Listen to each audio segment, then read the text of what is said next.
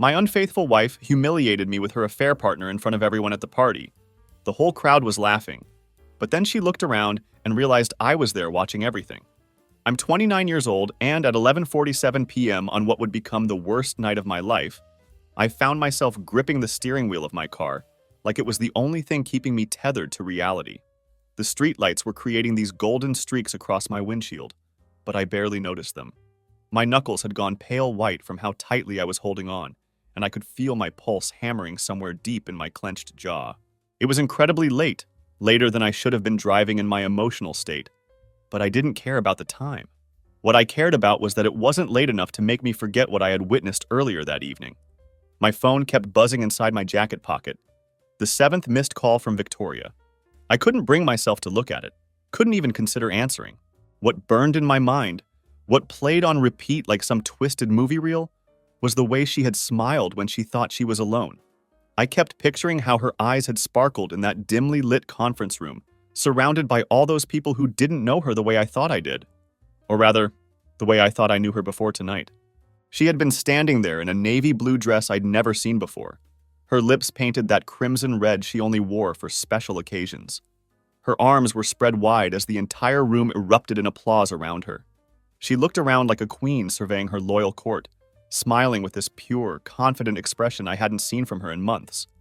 Then, in that moment of triumph, she realized something was wrong. I wasn't there. That confident smile cracked like glass hitting concrete. That was the exact moment. That precise second when her expression dropped so quickly that most people would have missed it, when everything finally snapped into place for her. I could imagine her scanning the crowd again, probably laughing too loudly afterward to cover the silence that must have been screaming inside her head. I knew that laugh of hers intimately. It wasn't joy. It was pure defense mechanism, the sound she made when her carefully constructed world started showing cracks. Victoria had always been exceptionally good at theater, at putting on whatever performance the moment required, but over the past few weeks I had become much better at observation. The recent weeks had sharpened my awareness like a blade, training me to notice things I had previously overlooked. It wasn't just the obvious lying anymore, or the increasingly creative excuses she would craft. It was the rehearsed way she would make eye contact when explaining where she'd been, the barely there kisses that felt more like obligations than affection. Her phone was always tilted just far enough away from me, always locked before I could catch even an accidental glance at the screen. Even her perfume lingered differently now, lasting longer than it should have given the times she claimed to arrive home. I had smelled it once, Chanel No. 5, which was strange because she usually wore something completely different. This was after she hugged me, following what she said was dinner with a friend. I found out later that the friend was actually a man named Blake. She swore up and down that he was just a client, nothing more than a professional relationship. But clients don't typically send messages at 2:47 a.m. saying they can still taste your skin. I want to be clear about something. I didn't go looking for evidence. I wasn't one of those people who snooped through their partner's belongings or played detective games. That had never been my style, and frankly, I had always believed that kind of behavior was toxic and paranoid. But sometimes fate has a twisted sense of humor and throws a weapon directly into your hands, almost daring you to use it. It happened on a Tuesday evening. Victoria was in the shower, and I was just sitting on our bed, probably scrolling through my phone or thinking about work. Her Apple Watch was sitting on the nightstand, and suddenly it buzzed with an incoming message.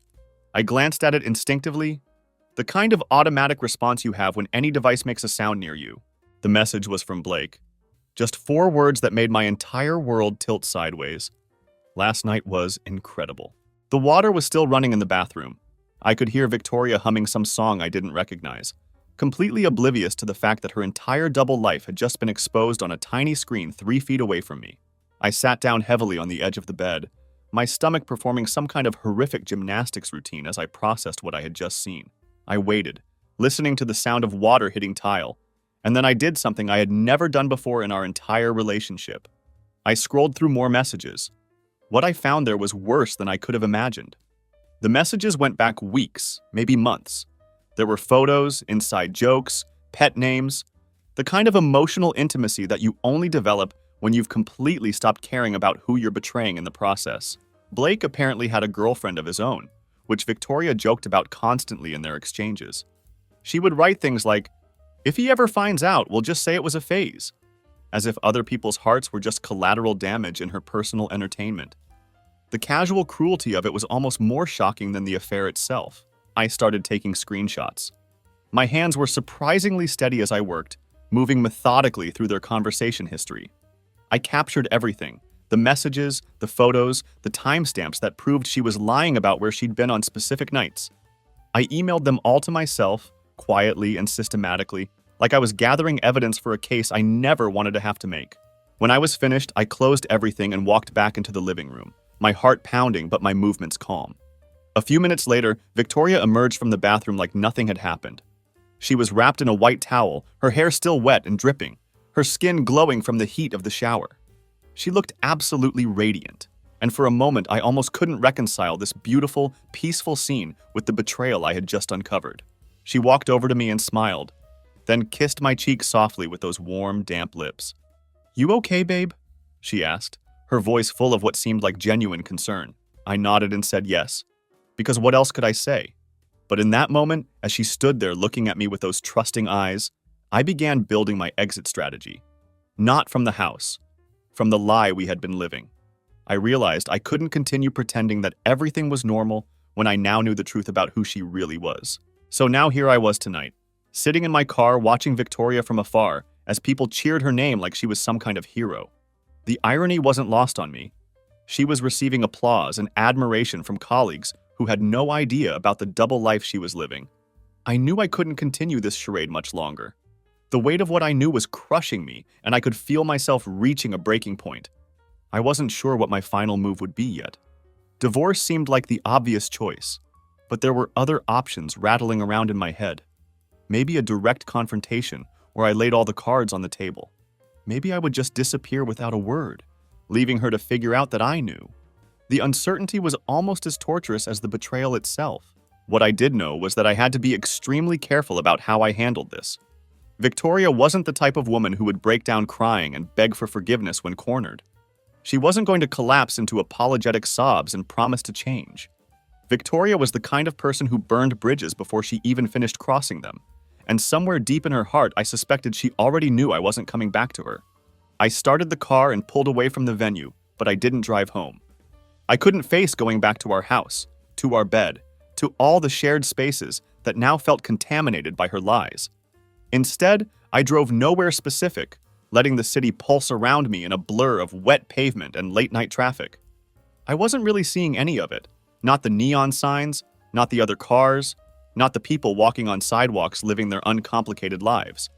I drove like a ghost with no destination, each turn as meaningless as the next. Every red light became a pause for my brain to try to catch up with this new reality, and every green light was like a shove forward into a life I no longer recognized. This wasn't just about the betrayal anymore, and it wasn't just about the cheating.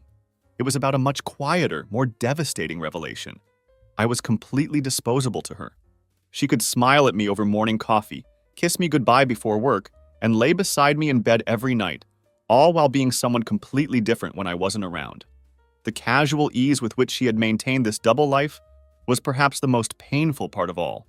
It meant that lying to me had become as natural as breathing. Eventually, I found myself pulling into a 24-hour gas station. I didn't need gas, and I wasn't looking for snacks. I just needed to sit somewhere that wasn't moving, somewhere I could try to process what came next.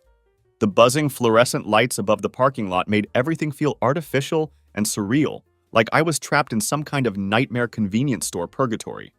Inside the car, the silence felt like a disease clinging to my skin. My phone lit up again with another message from Victoria.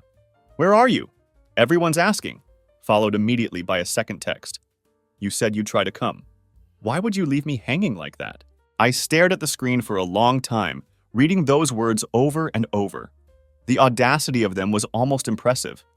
Here she was, worried about being embarrassed in front of her colleagues, completely oblivious to the fact that I had discovered her months-long affair just a few days ago. She was concerned about appearances, about maintaining her image, while I was sitting in a gas station parking lot trying to figure out how to rebuild my entire life. I didn't answer her messages. Instead, I found myself doing something I hadn't planned to do until that exact moment. I opened our message history and started scrolling through it with fresh eyes. There were dozens of texts exchanged between us over the past few weeks. Photos of our dog Charlie, mundane grocery lists, that random Wednesday when she had sent me a picture from her office saying she missed me. All of it looked like poison now. Every sweet message, every I love you, every shared moment that I had treasured. It was all written in a language I no longer spoke. These weren't genuine expressions of love. They were maintenance texts, designed to keep me placated while she lived her real life elsewhere. That night, for the first time since discovering her affair, I made a decision that felt both terrifying and liberating. I forwarded the screenshots to her phone. All of them. No subject line, no caption, no warning or explanation. Just image after image of her own words, her own photos, her own betrayal sent directly back to her. I imagined her checking her phone during a toast at her work event, maybe slipping it under the table when she saw the notifications. I pictured her eyes scanning the screen, her heart probably stopping as she realized what she was looking at. The thought of that moment, when she would understand that I knew everything, gave me a dark satisfaction I hadn't expected to feel. Minutes passed in complete silence. Then finally a text appeared on my screen. "What is this?" I actually laughed out loud when I read it. It was such an empty, pathetic response. Not an apology, not a denial, not even an attempt to explain. Just 3 words that somehow managed to avoid taking responsibility for anything. The laugh that came out of me was hollow and bitter, the kind of sound that felt like it was cracking my chest open from the inside. Another message followed quickly. "Why are you going through my stuff? That's private. You don't have the right." And there it was, the real Victoria, finally showing herself. She didn't deny that the messages were hers. She didn't claim it wasn't what it looked like. She didn't say she was sorry or that she could explain. Instead, her first instinct was to attack me for discovering her betrayal, as if I was the one who had done something wrong. The deflection was so immediate and so predictable that it told me everything I needed to know about who she really was. No fear, no guilt, no shame, just pure defense mode. She was more concerned about her privacy being violated than about the fact that she had been systematically lying to me for months. That response alone confirmed what I had been slowly realizing. This woman was a stranger to me, and probably had been for a very long time. Then my phone started ringing. After several rings, I finally answered. The tone of her voice when she spoke wasn't what I expected at all. I had imagined tears, panic, maybe even anger. Instead, what I heard was irritation, the kind of voice you use when someone has inconvenienced you. "You ruined tonight," she said, her words sharp and accusatory. "Do you have any idea what kind of scene this caused? My coworkers were asking why I was crying in the hallway." "You were crying?" I asked, keeping my voice as calm and cold as ice. "Of course I was crying. I didn't expect you to be such a child about this. I didn't think you'd lash out like this." I didn't respond to her accusation immediately. Instead, I let the silence stretch out between us like a blade, sharp and uncomfortable. I could hear her breathing on the other end of the line, probably waiting for me to apologize or back down like I might have done in the past. But those days were over. "I told you things were hard lately," she continued, her voice taking on a tone I recognized, the one she used when she was trying to rewrite history in real time. "But you don't listen. You never do. You think marriage is just what? Sitting at home like a golden retriever, waiting for your pat on the head?" That last comment hit me like a physical blow.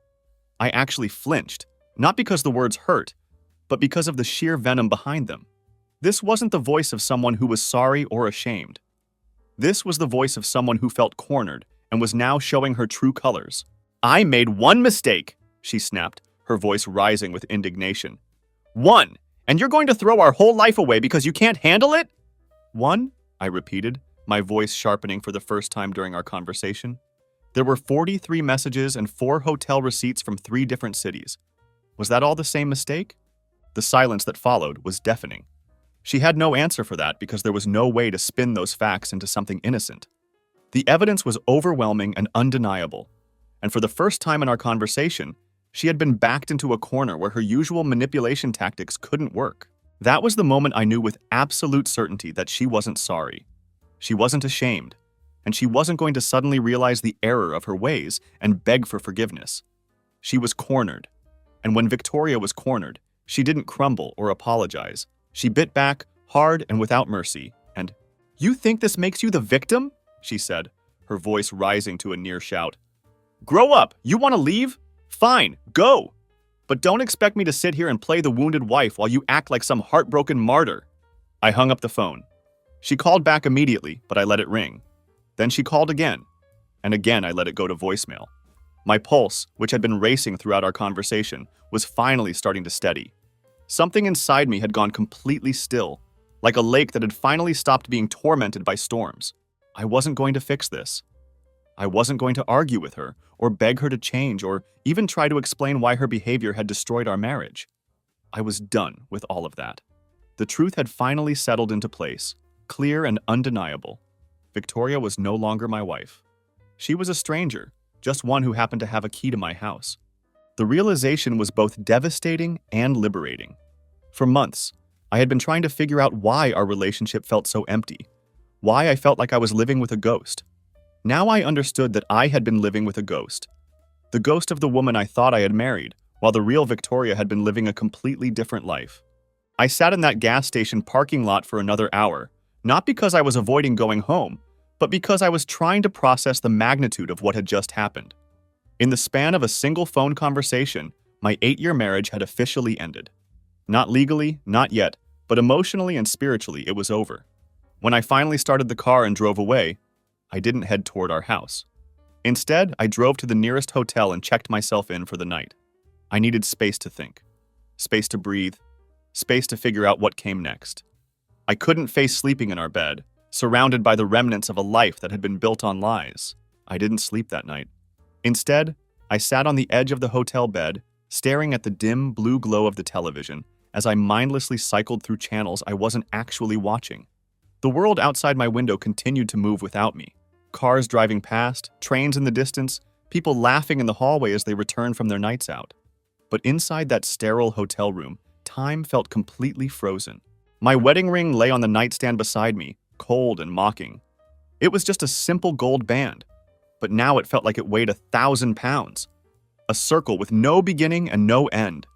Just an endless loop of betrayal and broken promises.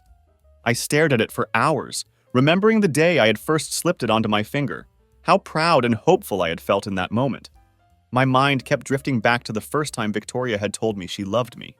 It was during our college years, and it had been raining that night. She was drunk, giggling and stumbling as we walked back to her dorm. She had stopped suddenly in the middle of the sidewalk, grabbed my face with both hands, and whispered those 3 words like they were a secret she couldn't hold inside anymore. Back then, I had believed every word she said. Back then, I had this naive idea that loving someone meant they couldn't hurt you like this. I thought that if you truly cared about someone, if you built a life together and made promises to each other, that created some kind of protective barrier around your relationship. I thought love was a shield against this kind of betrayal. But people aren't built like fairy tales, and love doesn't come with guarantees. The woman who had whispered, "I love you," in the rain all those years ago had somehow transformed into someone who could lie to my face every single day while living a double life. I couldn't reconcile these 2 versions of her, the person I had fallen in love with and the stranger who had been methodically destroying our marriage. At 4:31 a.m., I finally stood up from the bed. I walked over to the nightstand, picked up my wedding ring, and slipped it into my coat pocket without saying a word. Then I grabbed my keys and headed out into the pre-dawn darkness. I wasn't ready to go back to our house yet, not while Victoria might still be awake, probably crafting her next strategy for how to handle this situation. I needed air, space, movement, something to remind me that I was still alive, that I wasn't just a supporting character in Victoria's soap opera life. I drove through the empty streets, past all the places that held memories of our relationship.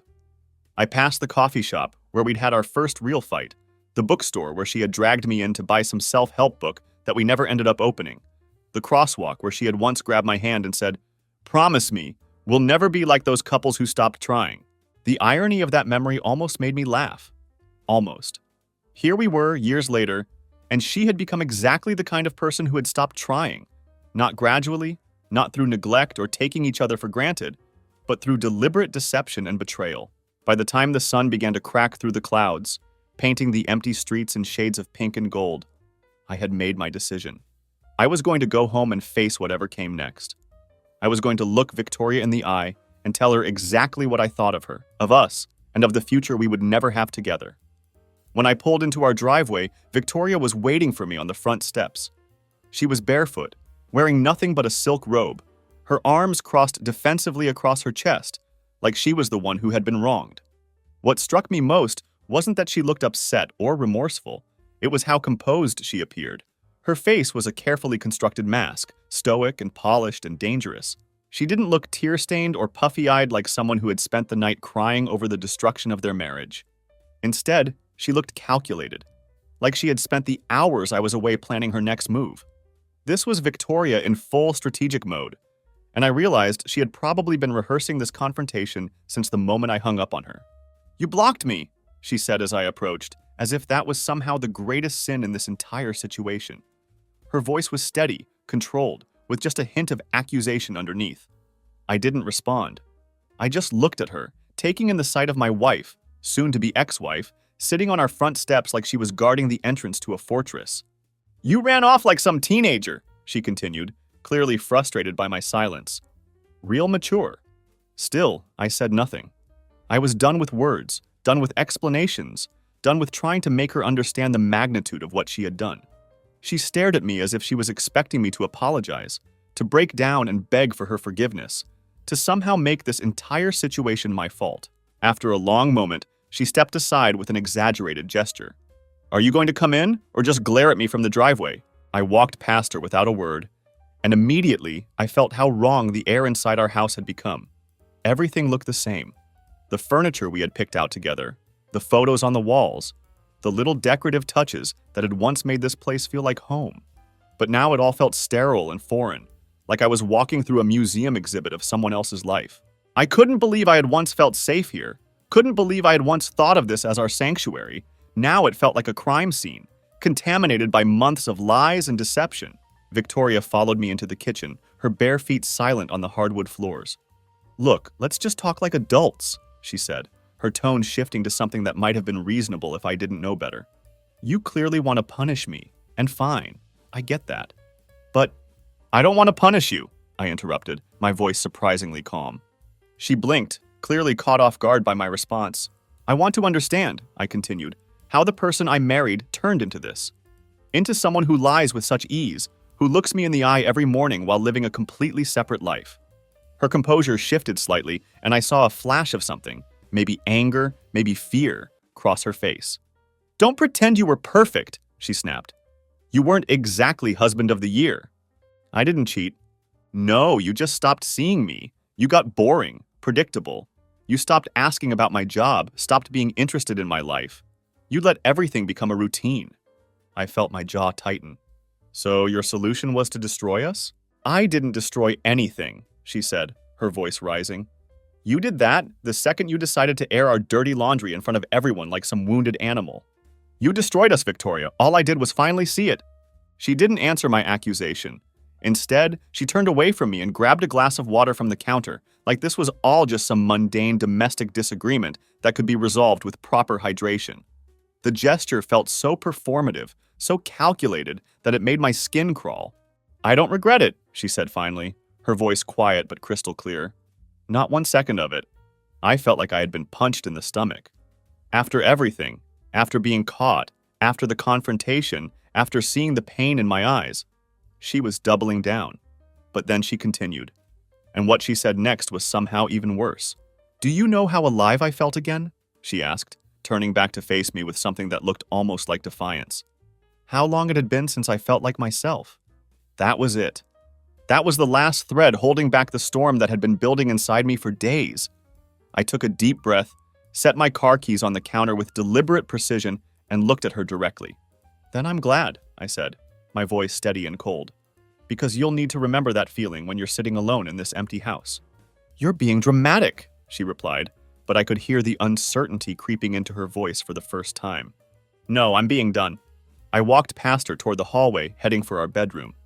Behind me, I could hear her footsteps following, but I didn't turn around. I opened the bedroom door and went straight to the closet where I had a suitcase. The same one I had started packing 3 nights earlier but couldn't bring myself to finish. Now I grabbed it and threw it onto the bed, the sound echoing through the room like a gunshot.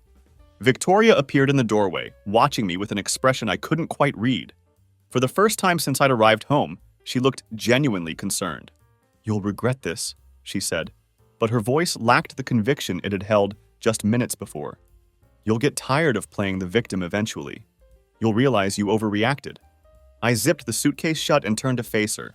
"I didn't overreact," I said. "I just finally reacted at all." The silence that followed was deafening. We stood there staring at each other across the bedroom that had once been our sanctuary, and I realized that this was probably the last real conversation we would ever have as husband and wife. All the years of shared mornings, quiet evenings, lazy Sunday afternoons, all of it was ending in this moment of cold, brutal honesty. I picked up the suitcase and walked toward the door. Victoria stepped aside to let me pass, and for a moment I thought she might say something else. Maybe an apology, maybe a last-ditch effort to save what was left of our marriage. But she didn't. She just watched me walk away with the same calculating expression she had worn when I first arrived home. And with that, I left the house, our house, for what I knew would be the last time. I didn't slam the door or make any grand gestures. I just walked out quietly, like I was leaving for work on any other morning. But we both knew that when that door closed behind me, it was closing on 8 years of marriage and a lifetime of shared dreams that would never come true. The motel I checked into didn't ask questions, which was exactly what I needed. It was the kind of place that smelled faintly of industrial bleach and old cigarette smoke.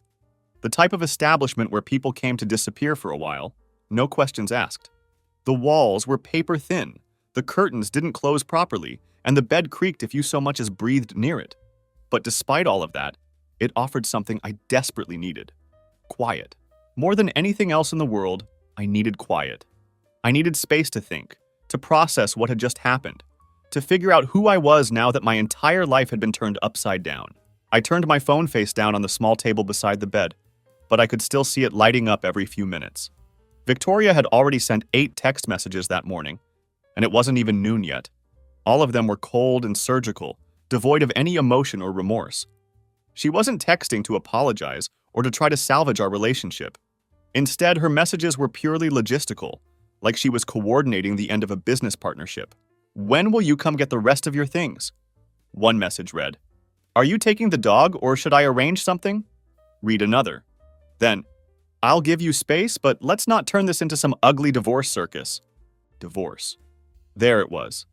The word that neither of us had spoken out loud during our confrontation, but one that she now typed like it was just another chore to be scheduled. I hadn't even decided yet if that was what I wanted, but the casual way she threw it out there made it clear that she had already moved on emotionally. She had probably been waiting for this moment longer than I had been dreading it. What haunted me most wasn't the betrayal itself. It was the complete indifference she showed toward my pain. She seemed more concerned about the logistics of separating our belongings than about the fact that she had destroyed our marriage.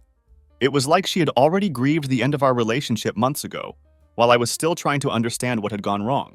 I sat at the edge of the bed, staring at a fly that kept bumping uselessly against the window.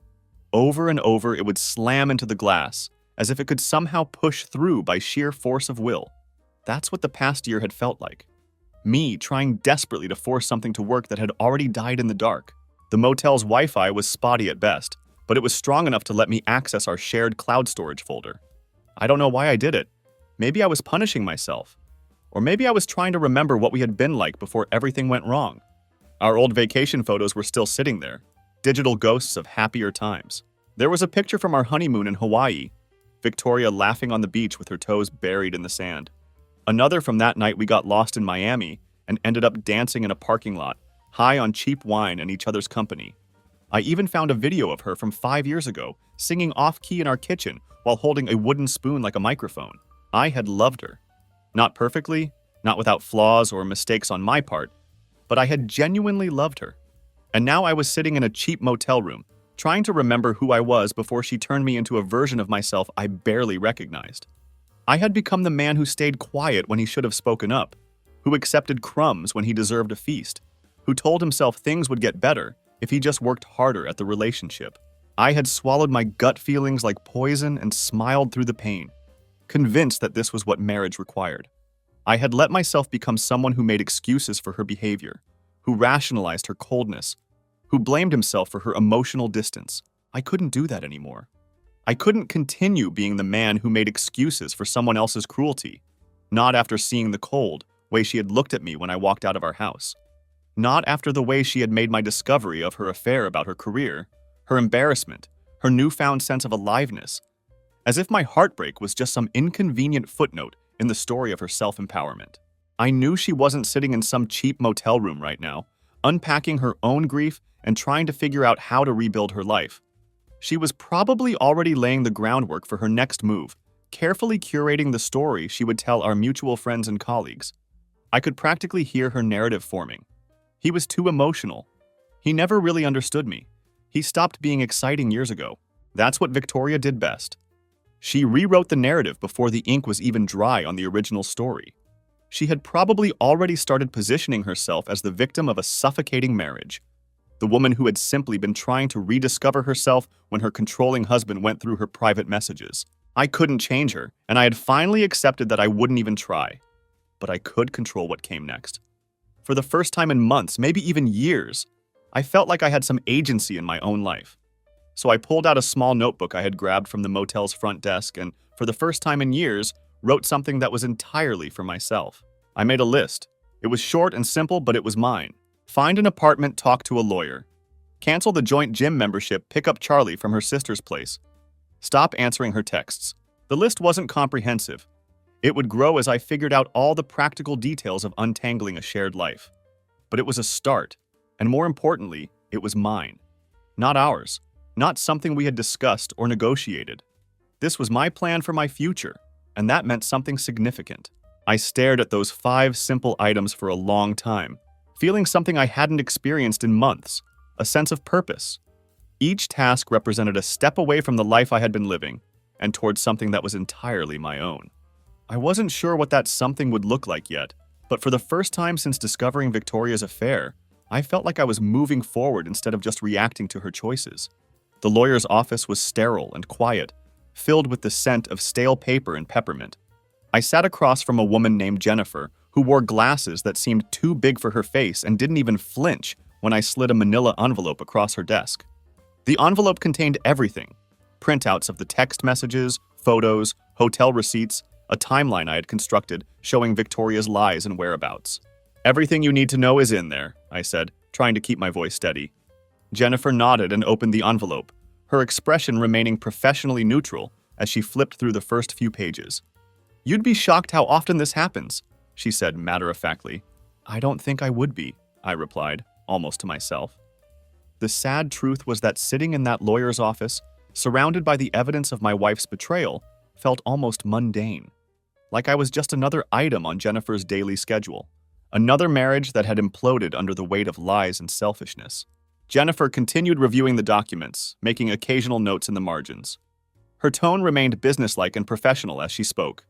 "You have a joint mortgage, no prenup, no kids, and 1 shared dog." "Charlie," I said softly, the name carrying more weight than it should have. That dog had been one of the few bright spots in our deteriorating marriage. Jennifer made a note. "She'll probably try to keep the house, but if you can prove misconduct, especially if it involved bringing the other party into your shared property, judges tend to be sympathetic to the wronged spouse." "She did," I said quietly. "More than once." Jennifer stopped writing and looked up at me with increased attention. I explained to her, carefully and methodically, how one of the hotel receipts in the file was for a boutique hotel less than 6 miles from our home. This was on the same day Victoria had told me she was driving to a leadership conference in another city. Instead of attending any conference, she had stayed local, close enough that if I had known the truth, I could have driven past the parking lot and caught them in the act. "She wasn't even being careful," I said, the realization hitting me again like a fresh wound. "That's what keeps me up at night. She just didn't care enough to cover her tracks properly." "She assumed you wouldn't look," Jennifer said simply. "It's the silence they count on, the trust." Her words hit me harder than I expected. The silence. That was the real betrayal, wasn't it? Not just the affair itself, but the assumption that I would never question her, never dig deeper, never demand the truth. Victoria had counted on my trust, my loyalty, my willingness to believe her explanations without question. I thought about a night 7 months ago when I had made her favorite dinner. Pasta with that expensive sauce she loved. Wine from a bottle we'd been saving for a special occasion. She had barely touched the food, claimed she was too tired to eat, and went to bed early. I had assumed she was just having a rough week at work. Later that night, I woke up around 2:30 a.m. and reached for her, only to find her side of the bed empty. When I got up to look for her, I found her on the living room couch, fully dressed, typing on her phone. She told me she couldn't sleep and had gone for a drive to clear her head. She said she needed air, needed to think. The lie was so lazy, so transparently false, that I should have questioned it immediately. But I didn't. I kissed her forehead, told her I loved her, and went back to bed. I remembered the softness of her skin, the warmth of her body when she eventually came back to bed beside me. Now the memory made my stomach turn. Jennifer handed me a small stack of legal forms. "We can begin the divorce process this week," she said. "If she contests it, we'll prepare for mediation. If she doesn't fight it, we should have a hearing date within a month or two." I nodded, taking the papers with hands that felt surprisingly steady. Walking out of Jennifer's office, the sun seemed too bright, too cheerful for the gravity of what I had just set in motion. The street smelled like coffee and wet concrete, and people bustled past me with their lives still intact, making phone calls about groceries and weekend plans. I found myself wondering how many of them were being lied to right now. How many were going home to kiss someone who was hiding things behind a passcode, embracing someone who had already emotionally moved on to someone else. The thought was both paranoid and strangely comforting. At least I wasn't alone in this particular kind of suffering. I stopped at a bench and sat down, pulling out my phone. There was one new message from Victoria. "Let's not make this uglier than it has to be. We can still be civil. I don't want to hate each other." Civil. The word felt like a joke. I remembered how she had laughed when reading Blake's message out loud in one of the screenshots, telling him how her husband still thinks I'm at dinner with Kelly. She had found it funny, like lying to me was part of the thrill, like I was some background extra in her personal drama. I deleted Victoria's message without responding. I wasn't interested in civility anymore, not after everything that had happened. I wasn't interested in rewriting history so that we both came out looking clean and reasonable. Victoria had made her choices, and now I was making mine. The truth was, I didn't hate her. Hate would have required more emotional energy than I was willing to invest in her at this point. What I felt was something much simpler and more final. I just didn't recognize her anymore. The woman I had married, the person I had loved for 8 years, had apparently never existed. She had been a carefully constructed performance. And now that the curtain had fallen, I could see there was nothing authentic underneath. 4 days later, Victoria showed up at my motel room without any warning. There was no phone call, no text message asking if we could talk. Just the sharp, insistent knock of her knuckles on the thin metal door at 9:42 p.m. I didn't answer at first. Instead, I stood at the peephole, watching her shift her weight from one foot to the other, her arms crossed defensively across her chest, her face unreadable in the dim light of the parking lot. She was wearing the burgundy jacket I had bought her last Christmas, the one she had barely touched all year, claiming it didn't match anything in her wardrobe. Her hair was perfectly styled, her makeup applied with precision. She had come here looking like someone who was trying to win an argument through presentation alone, as if the right outfit and perfect lipstick could somehow undo months of lies and betrayal. I opened the door halfway, blocking the gap with my shoulder. "What are you doing here?" I asked, keeping my voice low and controlled. "I want to talk," she said simply, as if this was a perfectly reasonable request. I looked her over once, taking in the calculated perfection of her appearance. "You texted?" I ignored it. "That was your answer." She didn't flinch at my words. "You're living in a motel," she said, stating the obvious as if it proved some kind of point. "You think that's going to fix this?" "This isn't about fixing anything," I replied. Without waiting for an invitation, Victoria brushed past me and walked into the room like she owned the place, like nothing had happened between us. She glanced around, taking in the half-eaten dinner on the table, the pile of neatly folded clothes on the bed, the stack of legal documents I had organized in the corner. Her expression was a mixture of disgust and superiority. "This is pathetic," she muttered, gesturing around the small space. "You left everything for what? For pride?" I closed the door quietly behind her, maintaining my composure. "No, for peace." She turned to face me, her arms spread wide in theatrical disbelief. "Peace? You think this?" She gestured around the room again. "Is peace?" "It's a start," I said calmly. "It's quiet, it's honest." Victoria's laugh was short and bitter, the sound cutting through the air like a blade. "You always did love your little martyr act. Poor wounded husband. Your wife slipped up once and suddenly the world's ending." "Slipped up?" I repeated, my voice sharpening for the first time since she'd arrived. "You lied for months. You planned, you schemed, you laughed about it with him. That's not a slip-up, Victoria. That's a campaign. Oh, come on, she snapped, her mask of reasonableness finally dropping. You really think this is all on me? You didn't even notice me anymore. You were just there, existing like furniture. I needed more than that. Then you should have left, I said coldly. You should have told me you were unhappy, but instead, you chose the worst possible way out. You turned our marriage into a performance while you lived your real life somewhere else. Victoria stepped closer to me, and I could see her shifting tactics in real time. Her voice became quieter, more controlled, as if she was trying to find the right tone to regain control of the conversation. I made a mistake, she said, the words carefully measured and deliberate. No, I replied without hesitation. You made a choice, over and over and over again. We stood there in the cramped motel room, the tension between us so thick it felt like it could be cut with a knife. The silence stretched out, filled with the weight of everything we weren't saying, everything that could never be taken back. Then she said something that stopped me cold, her voice dropping to almost a whisper. I don't want a divorce. I stared at her, not because I believed her, but because the words sounded so incredibly rehearsed, so perfectly calculated. It was like listening to an actress deliver a line she had practiced in front of a mirror, complete with the appropriate facial expression and vocal inflection. I laughed. It wasn't a loud laugh. It wasn't angry or bitter. It was just empty, hollow, the sound of someone who had finally seen through a performance that had been going on for far too long. You don't want a divorce because you don't want to look like the villain, I said, my voice steady and sure.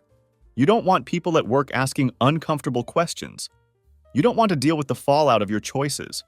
Victoria's carefully composed expression twitched slightly, a crack in her facade.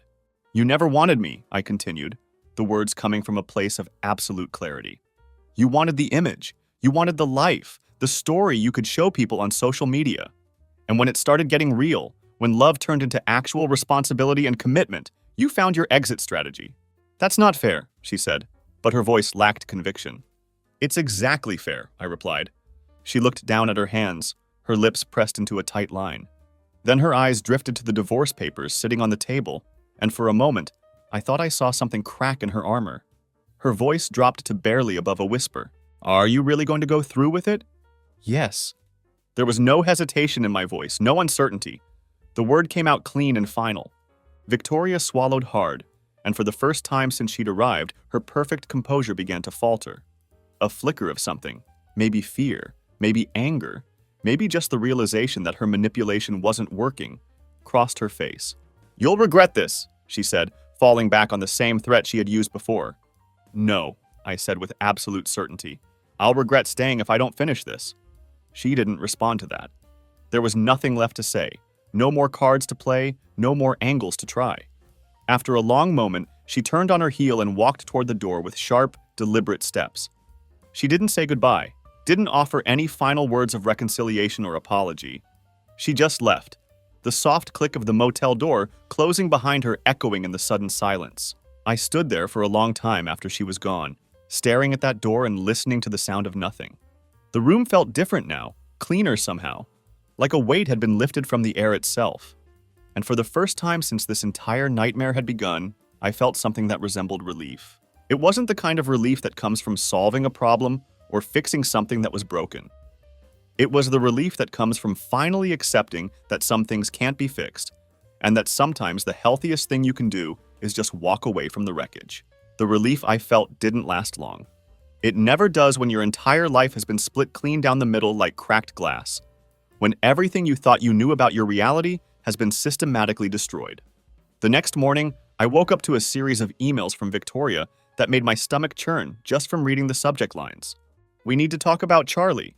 Can you not turn my sister against me? Stop involving other people in our business. And then there was one with no subject line at all, just a solid wall of text that was Victoria completely unfiltered. She accused me of being manipulative, of deliberately exaggerating what had happened between her and Blake.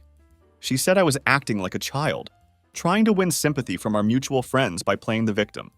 According to her twisted logic, I was the one ruining both of our reputations by letting mutual friends know the truth about her affair. She was unraveling now, desperately trying to pull every thread back into her control. The problem was that the threads were already gone, burned away by her own choices and lies. She could no longer manage the narrative the way she was used to doing. I didn't reply to any of her emails. Instead, I forwarded them all to Jennifer, my lawyer. Let her see exactly what kind of person she was dealing with. Let the legal record show Victoria's complete inability to take responsibility for her actions.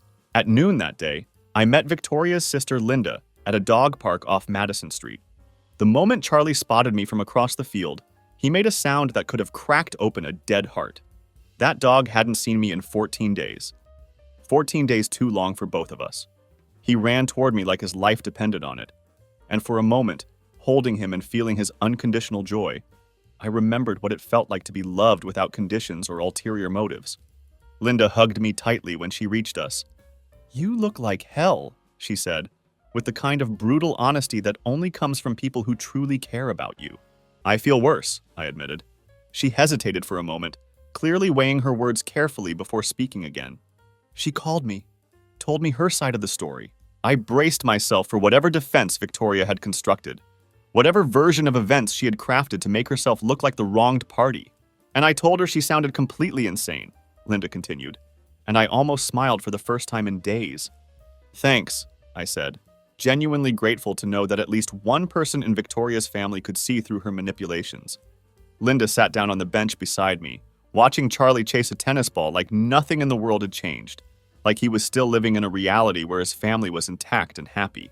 "I always knew something was off," she said quietly. "Not just with this situation, but with her in general. She's been different for a while now.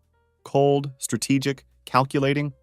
I think she loved the idea of being married, just not the reality of actually loving someone else." I nodded slowly. Linda's observation hit uncomfortably close to home, capturing something I had been feeling but hadn't been able to articulate. Victoria had been in love with the concept of marriage, with the image it projected, with the social status it provided. But the actual work of loving another person, of building something real and lasting together, had apparently been too much for her. "I don't know how you're holding it together," Linda added, studying my face with concern. "I'm not," I said honestly. "I'm just not falling apart in public."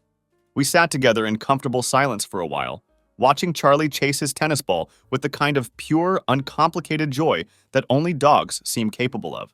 Linda finally turned to me with an expression I couldn't quite read. "She's already spinning it, you know," she said quietly. "I figured as much," I replied, not surprised but still feeling a dull ache at the confirmation. "She's telling people you were obsessed with her, controlling, emotionally unstable. She's painting herself as the victim of a suffocating marriage." I nodded, taking in this information without anger. "Let her," I said simply. "The people who matter will know better." Linda stared at me for a long moment, her expression filled with something that looked like admiration mixed with pity. "You don't deserve this," she said finally. "I know," I replied, and for the first time I truly meant it. That night, back in my sterile motel room, I finally allowed myself to do something I had been avoiding since this whole nightmare began. I let myself cry. Not the angry kind of tears, not the humiliated or frustrated kind, but the deep, grief-stricken sobs that come from finally accepting that something you loved is truly dead. The pain wasn't loud or dramatic anymore. It had settled into something quieter but infinitely heavier, like cold rain that soaks into your bones and refuses to leave. I wasn't just mourning the end of my marriage. I was grieving the loss of every routine we had built together, every shared joke, every lazy Sunday morning spent drinking coffee and reading the newspaper in comfortable silence. I missed the version of Victoria who used to hold my hand under the table at parties, the woman who once left little notes in my car just to tell me she loved me. I was mourning someone who no longer existed, and maybe never had existed in the first place. The woman I had fallen in love with might have been nothing more than a carefully constructed performance designed to get what she wanted. I opened my journal that night and did something different. Instead of making lists or planning my next steps, I wrote down a memory. We were in Boston. She wore that gray scarf I always used to steal from her, because it looked better on me than it did on her. It was snowing, and she laughed at something stupid I said about the weather. She kissed me before I could finish the sentence, her lips cold from the winter air. She said, "I hope we're still like this when we're old and gray." I stared at those words for a long time, remembering how happy and secure I had felt in that moment, how certain I had been that we would grow old together. Then I took my pen and drew a single line through the entire paragraph. Underneath it, I wrote, "We're not." I closed the journal, set it on the nightstand beside me, and for the first time in weeks, I actually slept through the night. Not because the pain was gone, but because I had finally accepted it as part of who I was becoming. The grief would always be there, but it no longer had the power to destroy me. The court date arrived faster than I had expected. The courthouse was exactly what you'd imagine. Beige, clinical, humming with the quiet misery of people whose lives were falling apart in the most bureaucratic way possible. People walked in and out carrying stacks of papers, their eyes red-rimmed, wearing their best suits to the funeral of their marriages. Divorce doesn't make room for romance or grand tragedy. It's purely transactional, a brutal and methodical unraveling of two lives that had once been tangled together. There's no poetry in it, no meaningful closure, just signatures and timestamps and the cold efficiency of legal dissolution. I sat in the hallway outside courtroom 3A, holding my manila folder filled with evidence and legal documents. Victoria was late, which was typical of her. Even on the day our marriage would officially end, she couldn't manage to show up on time. When she finally arrived, she didn't even acknowledge my presence. She simply walked past me like I was invisible, like we were strangers who had never shared a bed or a life together. She wore black again, head to toe, like she was attending her own funeral. I found myself wondering how much time she had spent getting ready that morning, applying her makeup with surgical precision, choosing the perfect outfit. Her lipstick was flawless, her eyeliner sharp enough to cut glass, as if she could somehow control the outcome of these proceedings by controlling every aspect of her appearance. She took a seat 3 chairs away from me in the hallway, crossed her legs with deliberate elegance, and didn't say a single word. The silence between us was no longer heavy with unspoken emotions. It had become hollow, empty, like the space left behind when something vital has been completely removed.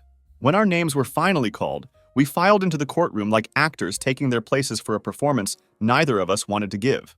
Inside, everything moved with an efficiency that felt almost surreal. Jennifer was there beside me, poised and professional as always. Victoria had brought her own lawyer, a man with expensive glasses and a smile that was just a little too confident for my liking. He whispered something to Victoria before we all stood, and she nodded like they were discussing strategy for a business meeting. The proceedings themselves were surprisingly straightforward until we reached one particular point of contention. Victoria, of all things, decided to contest custody of Charlie. She wanted the dog. I raised him too, she said to the judge, her voice carefully modulated to sound reasonable and hurt. He's attached to both of us. It wouldn't be fair to separate him from me completely. But the evidence told a completely different story. Jennifer had come prepared with receipts. Literally. Every vet bill had my name on it. Every payment to the dog trainer I had hired came from my account. We had photos, dozens of them, showing Charlie curled up beside me on the couch while Victoria was off networking or attending her mysterious conferences that I now knew were cover stories for her affair. Jennifer handed the judge a comprehensive folder documenting my relationship with Charlie, and I watched Victoria's face as she realized her lawyer hadn't prepared her for this level of thoroughness. She had probably assumed she could make an emotional appeal and win, the way she had manipulated so many other situations throughout our marriage. Victoria watched the judge review the evidence with a face like carved stone. She didn't look at me once during the entire proceeding, not even when the judge ruled in my favor regarding Charlie. Her expression remained perfectly controlled, as if she was determined not to give me the satisfaction of seeing any genuine emotion from her. By the time it was all over and we stood for the final time as husband and wife, the whole experience felt strangely anticlimactic. It was like checking out of a hotel you thought you'd be living in forever, signing your name on documents that reduced 8 years of shared life to a series of legal obligations and asset divisions. In the hallway afterward, Victoria finally turned to face me. For a moment, I thought she might say something meaningful, offer some kind of closure or even a simple apology. Instead, she looked at me with those cold, calculating eyes and said the same thing she had said before. "You'll regret this," she said, but her voice was softer this time, less certain. I studied her face, looking for any trace of the woman I had once loved, any hint of genuine remorse or sadness about what we were ending. "You already said that," I replied calmly. She looked different now, stripped of the power she had wielded throughout our marriage. All her games, all her careful manipulation, all her attempts at controlling the narrative. None of it worked here in this courthouse, in front of judges who dealt with facts and timelines and cold, hard evidence. Here, she was just another woman who had gotten caught thinking she was too clever to ever be caught.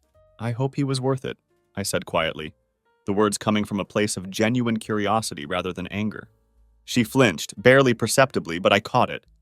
For just a moment, her perfect facade cracked. "It wasn't about him," she said finally, her voice barely above a whisper. I waited, sensing there was more. "It was about me," she continued, and there it was, the truth I had been waiting months to hear. I nodded slowly. "I know." We didn't shake hands. We didn't embrace or exchange any final words of reconciliation. We simply walked in opposite directions down that courthouse hallway, like strangers passing each other on the street, which, in truth, was what we had been for a very long time. That evening, I drove to my new apartment, a small, clean space that was completely untouched by our shared history. The couch was still wrapped in plastic, the walls were bare, and the air smelled like fresh paint and infinite possibilities. I opened all the windows to let the evening breeze flow through, and for the first time in months, I could breathe freely. Charlie sniffed every corner of our new home, his tail wagging with the kind of excitement that only comes from a creature who has no memory of betrayal, no capacity for holding grudges. He was just purely present, purely joyful, a living reminder that happiness didn't have to be complicated. I dropped onto the bare mattress in the bedroom and stared at the ceiling. I wasn't completely free yet. There were still legal loose ends to tie up, paperwork to file, a shared life to fully untangle. But for the first time in what felt like forever, I wasn't trapped either. I was suspended somewhere between my old life and whatever came next, and that felt like progress. The silence of my new apartment became its own kind of therapy. There were no echoes of Victoria's footsteps on the hardwood floors, no half-heard phone conversations behind closed doors that made me wonder who she was really talking to. There was no more constant vigilance, no more analyzing every word she said for hidden meanings or lies. I hadn't realized until it was gone how much energy I had been spending just listening. Not to what Victoria was saying, but to what she wasn't saying. Always trying to decode the silences, to read between the lines, to understand what she was hiding in the spaces between her words. Now there was nothing to decode, no masks to peel back, no mysteries to solve. Just the raw, honest hum of solitude.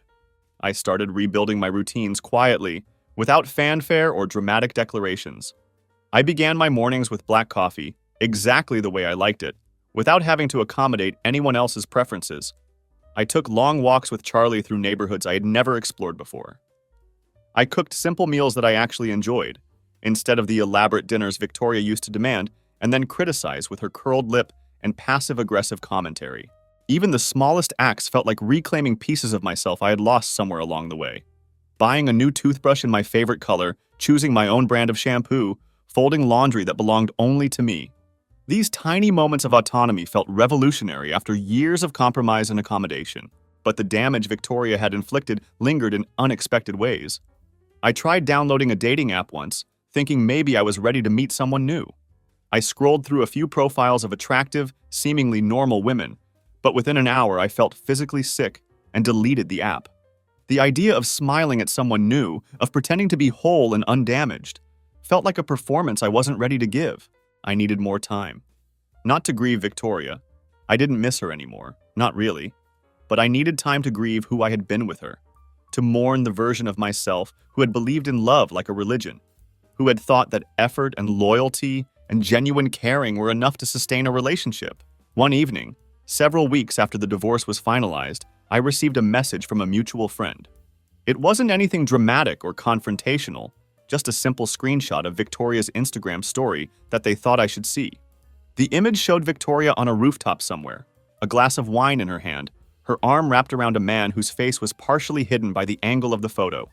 The caption read, "Here's to new beginnings."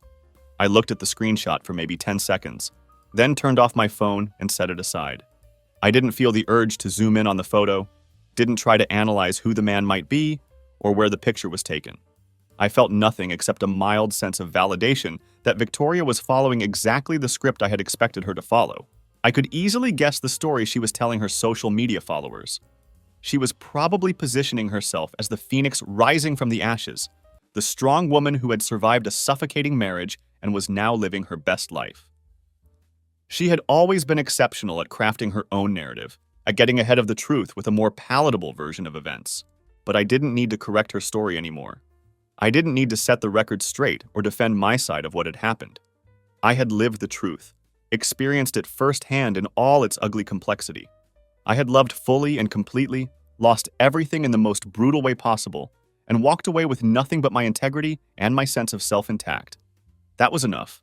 Still, in the quiet moments, those deep, contemplative hours when the city was asleep and my mind was free to wander, the past would sometimes try to crawl back in. I would hear Victoria's voice in my memory, not the cold, manipulative tone from our final confrontations, but the warm, loving voice from our early days together.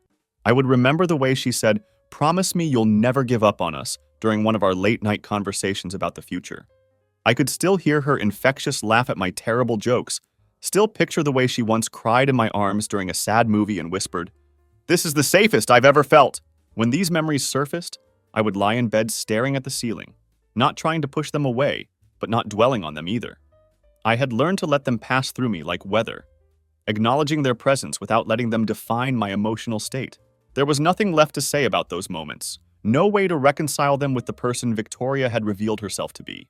One particularly difficult evening, I found an old Polaroid photograph tucked inside a book I hadn't opened in years. It was a picture of the two of us at a lake during our second year together. I was sunburned and grinning. She was mid-laugh with water droplets still clinging to her hair from our swim. It was the kind of photo that would have once made me ache with nostalgia, that would have sent me spiraling into what-if scenarios and regret. Instead, I tore it in half. Then, I tore it in half again, and again, until it was nothing but tiny pieces of glossy paper. I let the fragments fall into the trash can beside my desk, watching them scatter like confetti from a celebration I no longer wanted to remember. I wasn't angry when I did it. I wasn't trying to make some grand, symbolic gesture or prove anything to myself. I was just finished with that chapter of my life, ready to let it go completely. And for the first time since this entire ordeal began, that letting go felt genuinely final. The day the final paperwork arrived felt surprisingly anticlimactic. It was raining, not a dramatic, cinematic downpour, but just a steady gray drizzle that blurred the windows and softened all the sharp edges of the city outside. The envelope came with all the bureaucratic coldness I had expected: official letterhead, legal language, no-nonsense formatting. Dissolution of marriage, final judgment. It was over. Officially, legally, completely over. I stood in my kitchen holding those papers for what felt like an eternity. No dramatic music played in the background. No thunder rolled across the sky to mark the moment. The world didn't pause to acknowledge that an 8-year chapter of my life had officially closed. It just ended, quietly and bureaucratically, like everything else about this process. I didn't cry when I read those final documents. I didn't smile either. What I felt was something quieter and deeper than either of those reactions. A sense of release, like finally exhaling after holding my breath underwater for far too long. Victoria never contacted me again after our encounter in the courthouse hallway. There were no apologies, no attempts to reconnect or explain herself, not even a simple goodbye. That silence was perhaps the most telling aspect of her character. She had moved on without reflection, without looking back, probably already rewriting herself as the heroine in a completely new story, one where I had never existed at all. I let her go completely. It wasn't easy. Healing never is, especially when you're recovering from the kind of systematic emotional manipulation I had endured. But I didn't chase closure or stalk her social media profiles looking for answers. I didn't entertain fantasies of revenge or imagine scenarios where she would suddenly realize what she had lost and come crawling back. That kind of thinking wasn't healing. It was just another way of remaining trapped in Victoria's gravitational pull. And I had already spent far too much of my life orbiting around her needs, her moods, her carefully constructed version of reality. Instead, I focused on building something entirely different. Not a new relationship. I wasn't ready for that yet. But a new life. I started running again, slowly at first, my joints stiff and my lungs protesting after months of neglect.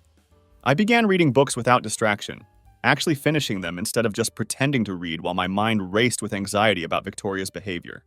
I volunteered at the local animal shelter on weekends, finding purpose in helping creatures who had also been abandoned or mistreated. I took Charlie to the lake every Sunday, watching him chase birds along the shore with the kind of pure, uncomplicated joy that reminded me what happiness could look like when it wasn't weighed down by deception. I learned to cook meals that I actually enjoyed, experimenting with flavors and techniques that Victoria would have dismissed with her trademark curled lip and passive-aggressive criticism. I reconnected with old friends, telling them the truth about what had happened without shame or embarrassment. Not the sanitized version Victoria was probably circulating, but the raw, honest facts about betrayal and recovery. And then, one evening months later, something unexpected happened. I met someone at the dog park where I took Charlie for his evening walks. It wasn't a lightning bolt moment or the beginning of some grand love story. It was just a conversation that led to a shared laugh, which led to exchanging phone numbers, which led to a gentle spark of possibility. Her name was Sarah, and she had kind eyes and a rescue dog named Milo who got along perfectly with Charlie. We talked about books and hiking trails and the best coffee shops in the neighborhood. Nothing earth-shattering, nothing that would make headlines or inspire poetry. Just two people enjoying each other's company without ulterior motives or hidden agendas. It was enough. More than enough, actually. It was a reminder that the world hadn't ended when my marriage collapsed. It had just revealed new possibilities that I couldn't see when I was trapped in Victoria's web of lies and manipulation. One evening, standing by that same lake where I used to bring Victoria during our happier days, I watched Charlie chase seagulls along the shore while the sky painted itself in shades of purple and gold. I thought about everything I had survived, the months of gaslighting, the discovery of the affair, the brutal confrontations, the legal proceedings, the slow process of rebuilding my sense of self. I had lost a marriage, yes, but I had found something infinitely more valuable, myself. Not the broken man Victoria had left behind, but the man who had walked through fire and emerged with clarity instead of bitterness. I had lost someone who never truly loved me, but I had gained an understanding of my own worth that no one could ever take away from me again. Standing there by the water's edge, with Charlie happily chasing birds and the sun setting behind the mountains, I realized that if there was one thing I would tell someone else going through what I had experienced, it would be this: don't wait for them to change. Don't spend your precious time and energy begging for honesty from someone who has made lying their second nature. Don't mistake your own loyalty and faithfulness for love when the other person is treating your heart like a disposable commodity. And when it hurts, when it breaks you open and leaves you feeling like you'll never be whole again, when the silence in your house starts screaming and every shared memory feels like a knife wound, leave anyway. Walk away from the lie, even when staying feels easier, even when leaving feels impossible. Because sometimes the bravest thing you can do isn't fighting for a relationship that's already dead. Sometimes the most courageous choice is admitting that you deserve better and having the strength to pursue it, even when you don't know what better looks like yet. I thought about Victoria one more time as I stood there, not with anger or resentment, but with something closer to pity. She would probably never understand what she had thrown away. She would continue moving from one relationship to another, always searching for that next hit of excitement, that next source of validation, never realizing that the problem wasn't with the people she was with. It was with her inability to genuinely connect with another human being. She would keep burning bridges before she finished crossing them, keep rewriting history to cast herself as the protagonist in every story, keep living in the shallow end of human emotion where everything was performance and nothing was real. But that was her choice to make, her life to waste. I had made my choice too, and it led me here, to this quiet moment of peace beside a lake, with a dog who loved me unconditionally, and a future that belonged entirely to me. The applause from that night at her work event had long since faded. The audience had gone home, the lights had dimmed, and when Victoria turned to smile at her imagined crowd, she would eventually realize what I had known for months. I wasn't there anymore, and I never would be again. I had found my own stage, my own story, my own reasons to smile. And unlike the performance Victoria was still giving, mine was real. As Charlie and I walked back to the car that evening, I felt something I hadn't experienced in years: genuine contentment. Not the forced happiness I had tried to maintain during the final months of my marriage, not the desperate hope that things would somehow improve if I just tried harder. This was the deep, quiet satisfaction that comes from knowing you've done the right thing, even when it was the hardest thing. I was free. Not just from Victoria and her lies, but from the version of myself that had been willing to accept so much less than I deserved. I was free to build something honest and real, something that didn't require me to ignore my instincts or silence my doubts. And that freedom, I realized, was worth every moment of pain it had cost me to achieve.